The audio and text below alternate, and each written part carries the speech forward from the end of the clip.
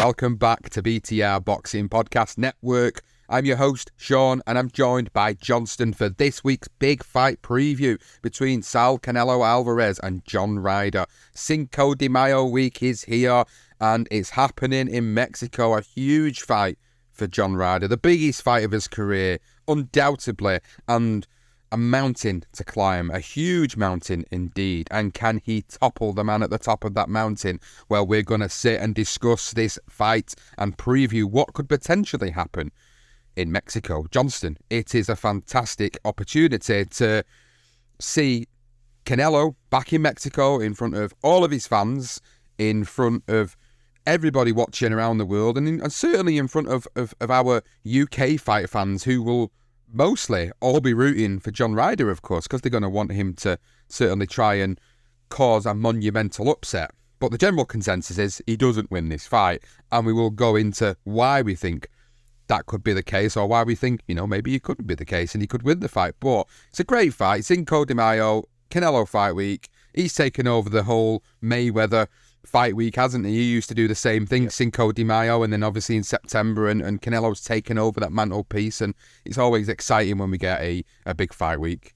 It is, and it's nice to have it on Cinco de Mayo as well. Canelo fighting on their Independence Day, which is just a great opportunity for him to just, fill out stadiums. I'm guessing this fight was sold out in a matter of minutes. First time he's fought in Mexico since 2011. Against Kermit Cintron. That was the last time he fought there. But yeah, I mean, it's just a showcase event to show off Canelo Alvarez against a guy that we'll be rooting for in John Ryder. What chance do we give him? Very slim one. But that being said, he's in there. He's got an opportunity like everyone else. Everyone's writing him off. I'm sure he isn't writing himself off. But just, you look at the styles of the two fighters, it's difficult to root.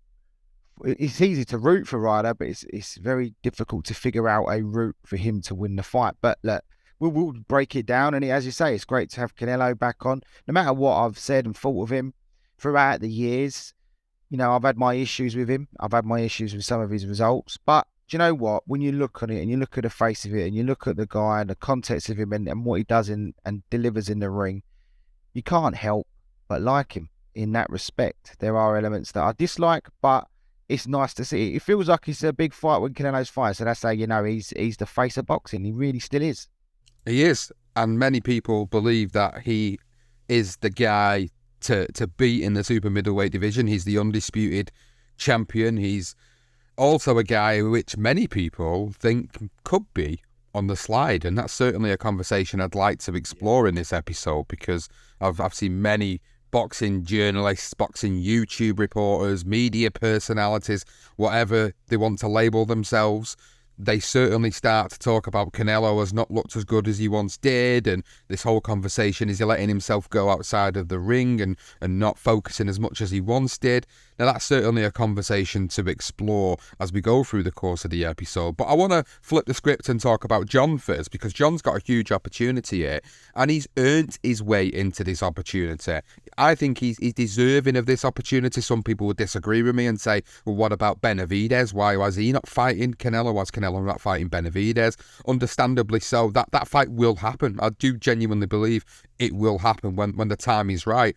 At this moment in time, John Ryder's put himself into a position through the fights that he's previously had with the WBA in particular, WBO in particular, should I say, not WBA, and he's got himself into this position by beating an aging Danny Jacobs and then beating Zach Parker in his last fight. Obviously, Zach Parker pulled out of the fight due to a broken right hand, but still, them two fights alone have propelled him into this position now where he fights the face of boxing, as you said.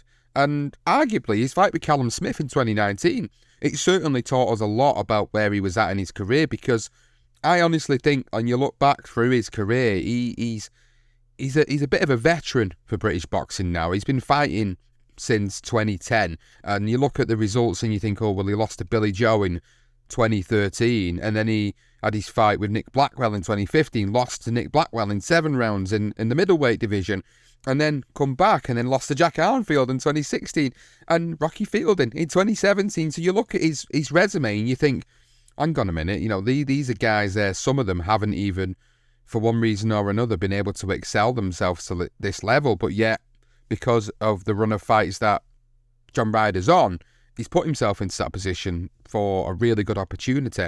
And I also do feel he's very tailor-made for Canelo's style, and I do feel the opportunity has arisen for Canelo to fight back in Mexico in front of so many thousand fans against a guy who will come to fight you, against a guy who will make it really entertaining as long as it lasts. So for John, this is a huge mountain to climb, and there's so many elements of this fight where you could pick out moments of what could happen, and it certainly all favours Canelo. But I think John Ryder is going to be his money's worth. He's going to provide entertainment.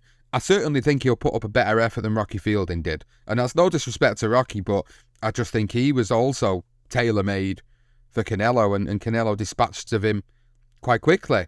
I'm not so sure if it'll be the same against John Ryder, but I certainly think it'll be very much the same scripts in terms of how the fight goes. But John, fair play to him, Johnson. He's got himself into this position. They've seen an opportunity to get Canelo in Mexico, get this fight on.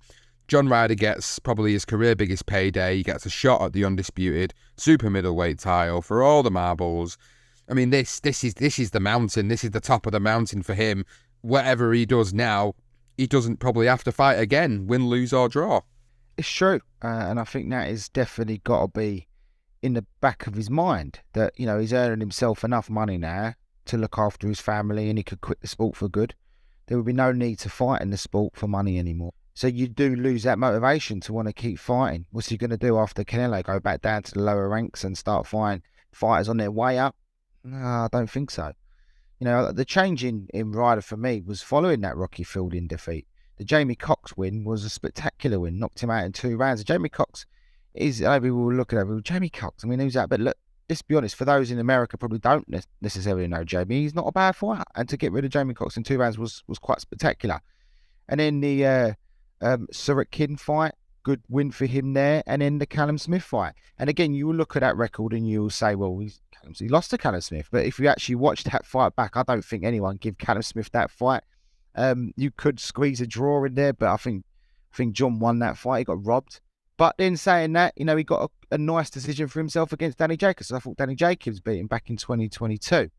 But he was that guy, wasn't he, Sean? He was that. We always mention these fighters that once they come out of that domestic level, when we say domestic level, we mean like fighting on your national titles, say your UK titles, your British titles, or your American titles, or your German titles, whatever. And he felt like he was there in European. He didn't really like a world fighter to me.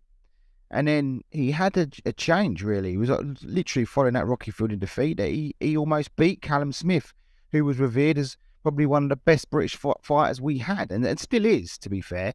So that elevated him into a point where actually, maybe he could potentially fight on a world stage. And he proved, Danny Jacobs, it was a close fight, but I just think Danny nicked it. But even still, he got the decision.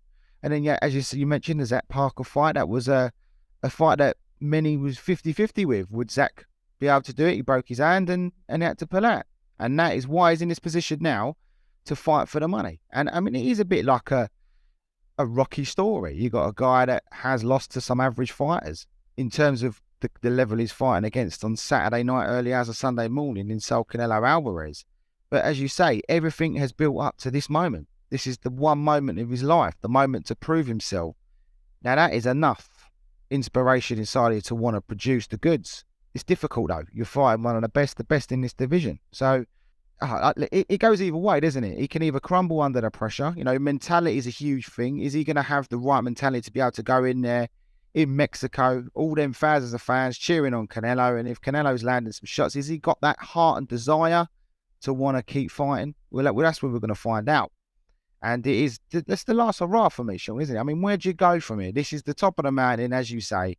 This is it. This is be all or end all for John Ryder for me. That's how I see it. Yeah, you're right. And obviously, we're going to see on Saturday, we're going to talk about his chances and how he could possibly try to win the fight, of course. But before we get to that, we will talk, of course, about Canelo and summarise his recent fights. Now, we all know about his challenges up at light heavyweight when he beat Kovalev and then lost to Dmitry Bivol last year on Cinco de Mayo last year. So he's going back to Cinco de Mayo this year and looking to really put a stamp on the authoritative world of boxing in terms of where he sits within that pound-for-pound list, because we looked at him a couple of years ago when he was the top of that list, and now with the shift in different divisions and different fighters, you wouldn't put him at the top of that list anymore.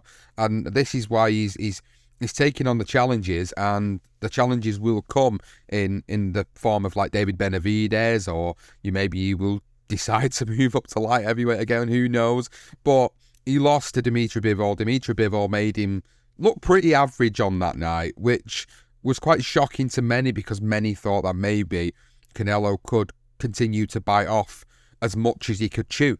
And he didn't. In that fight, it shown the world how good Dmitry Bivol was and always has been. So he comes back and has the third fight in September against Gennady Golovkin. And let's be honest, we know our thoughts on that. Golovkin's past his prime. He is past his prime ultimately. This fight would have happened directly after the second fight of theirs, and this would have been an immediate rematch from that second fight. We might have had a completely different fight. It was still close on two of the cards, to be fair, but it wasn't the same Golovkin for me. And this is the argument where people now are starting to look at Canelo and think, is he really starting to take a little bit of a slide? There's rumours that he's living a high life outside of the ring. Saturday's going to tell us the answers to that, but I don't think Saturday will give us the definitive answers, because this is against a guy who really is up against it in John Ryder. If this was David Benavidez in Mexico, now this would be a whole different conversation that we would be having, because you'd put David Benavidez in with much more of a chance than John Ryder going into this. Arguably, people think that David Benavidez is going to be the one to topple Canelo in this particular division that is reigned supreme in. So John Ryder is just like a long shot. He's like a 40 to 1, 80 to 1, 100 to 1, whatever you want to put him at. He's one of those guys. As simple as that, really. He's one of those guys. But you look at Canelo and his last few fights, and obviously throughout 2020 and 2021, he got some really good victories in the super middleweight division. Then he moved up, he loses to Bivol, as we said. Then he comes back down and he fights Golovkin for the third time, has a win against Golovkin, and now he's back again for his customary Cinco de Mayo fight. It's going to be an interesting fight for me. I think, like you said, Johnston, we all like to see Canelo now, regardless of what we think about the whole clenbuterol scandal a couple of years ago, and he sounds very contradictory because, of course, he had his ban, he served his ban, and then he come back, and we've had this whole tirade of abuse that's been spouted at Conor Benn for his stuff. I suppose in the way in which he's been done with Conor is completely different. He accepted his punishment, Canelo took his punishment and was able to fight again. Doesn't necessarily make him excused from that moment in his career, and I know that's what you were alluding to a little bit earlier, but certainly you can't help but understand what brings money to the sport, and that's him. He's the face of boxing. Whether you like him for what he did in the ring, or whether you don't like him for what he does outside of the ring with the whole tainted beef incident, you can't deny the fact that this guy brings eyeballs to the sport, and it is hard. It is really hard, because in my mind, I'm just kick this guy out of the sport. Get him out of here. You shouldn't be in here. He's a drugs cheat. But yet he's allowed to do it because money talks. You lose a Canelo in this sport and you lose a huge pay packet. Everybody involved. And that is probably why the arguments of corruption start to come into play within boxing, because how can they allow Canelo to do what he's done and not allow somebody else on a much smaller scale and just give them a 2-year ban or even a lifetime ban, but yet Canelo's allowed to do what he's done? It's a whole different can of worms. It's a whole different conversation, and we could easily sit here talking about that for the rest of the episode. But do you know what? I'm not going to focus on it. That's just sort of my previous opinion about the whole clenbuterol situation and where Canelo's at. What I'm focusing on now is this fight and what happens in it and the chances for John Ryder. And I'm going to let you sort of give your assessment of what John Ryder would have to do to be in with an opportunity, to be in with a chance to beat Canelo.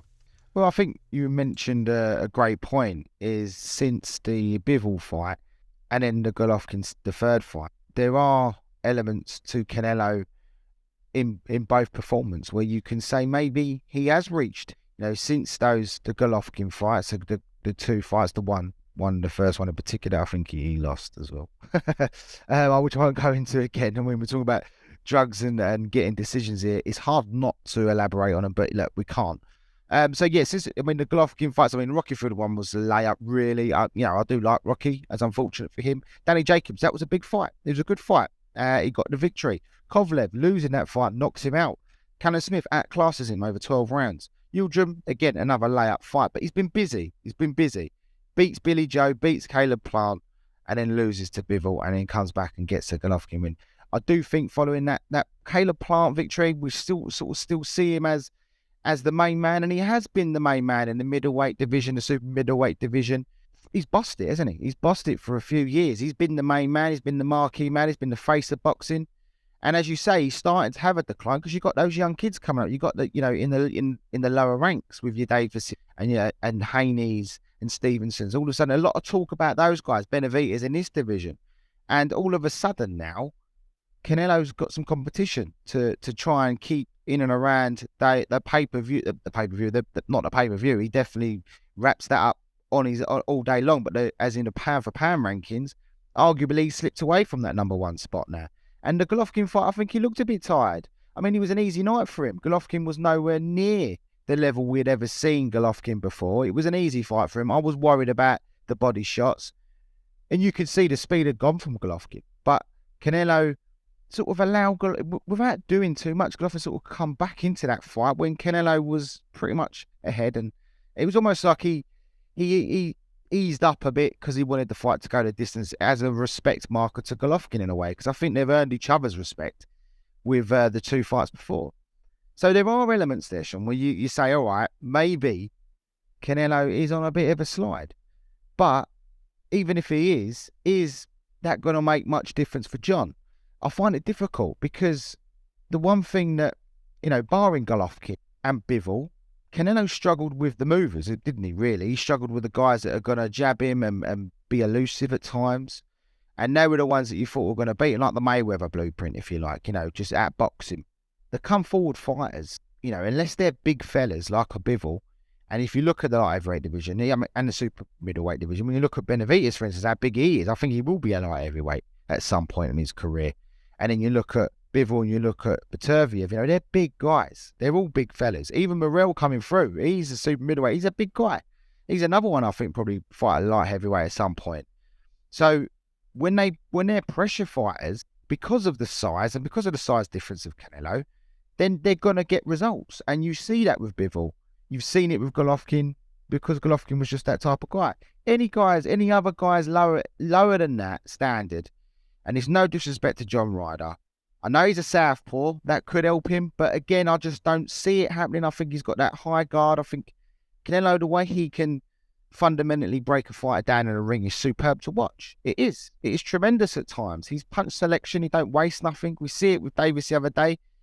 He's almost like a mould of Canelo. Don't waste nothing. Just take your time, and then when you land, they hurt him. And how does John Ryder?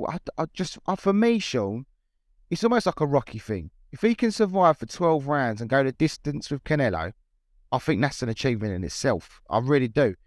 I just can't see him even lasting the 12 rounds. He's not going to win a round. I can't see him winning a round. And that's no disrespect to John Ryder at all. I just don't think he's anywhere near the level of Canelo. So it's hard for me to...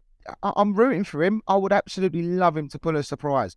The only way he wins this fight, Sean, is if Canelo gets injured or he gets a really bad cut and the referee has to call it off. That's the only way he loses the fight. The only way Canelo loses that fight is by some miracle. He does his knee in or something during the fight, or his arm, breaks his hand. Other than that, sure, I hate to do this because I really want to back him, but I just can't see John winning this fight, mate.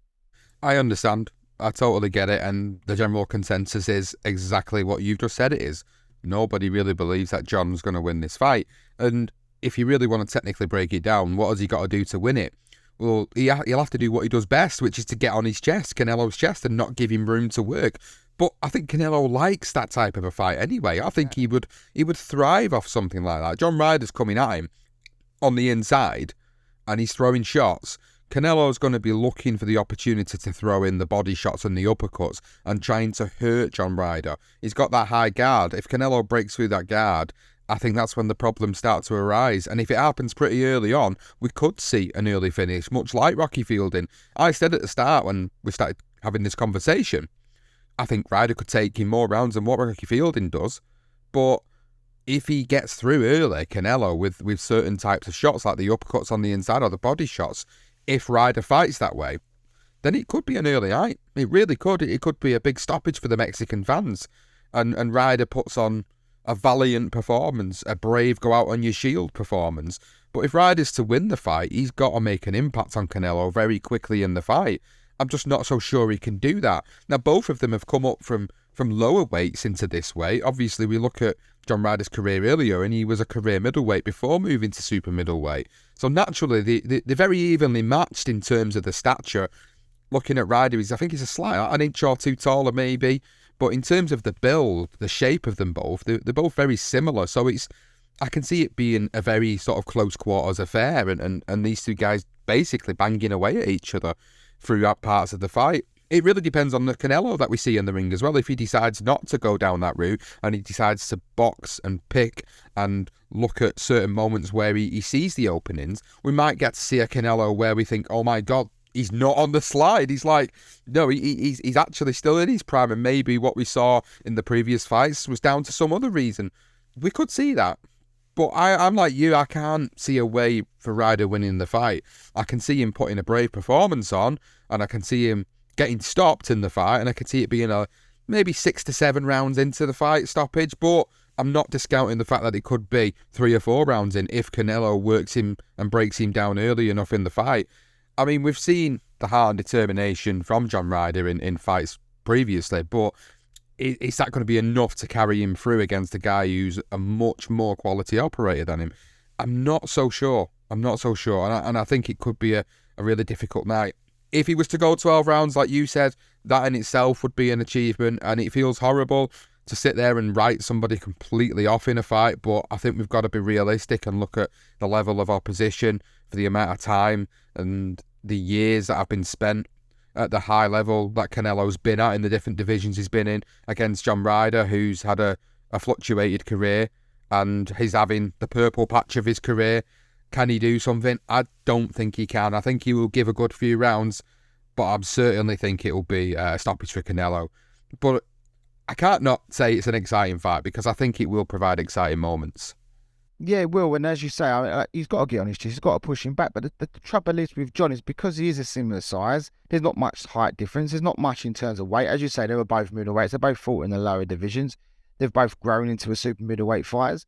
And, you know, it's just, can he do what Bivol done and what Golovkin done and stand in front of Canelo and hurt him? Because that's the only way he's going to do it, really. He's not going to box on the back foot. So that's what he's got to try and do. How many times have you actually seen Canelo hurt? Not very often. Let's put it that way. So has John Ryder shown you ever in all these 37 fights that he's ever actually going to hurt someone of the stature of Canelo? No, he hasn't. You know, he can make it awkward for him, but let's be honest, Canelo will take them shots. I think for a couple of rounds, I think John, as you say, Sean, he's got to go for it. He's got to just go for broke. Try and hurt him early. Try and force him into a mistake of some sort and maybe land something and hope, really, and give a good account of yourself. But Canelo's just going to bide his time. I think he might just see if he can take a couple of his whacks. As soon as he knows he can, he's going to walk onto him and he's going to start breaking him down. And as you say, underneath, in the body, hit the body section, you know, underneath the elbows, in the side, and just get his guard down, or even finish him with a body shot, and then from there, with a crowd. I mean, the mentality of that, to be over in Mexico fighting Canelo, that's a tall order. It really is. If John Ryder beats Canelo Alvarez, then I will never do a podcast ever again. Well, this is it now. You better hope he doesn't, because you're ruining the plans. I will never do a review or a preview show. That's it. It'd be the biggest shot. It'd be bigger than.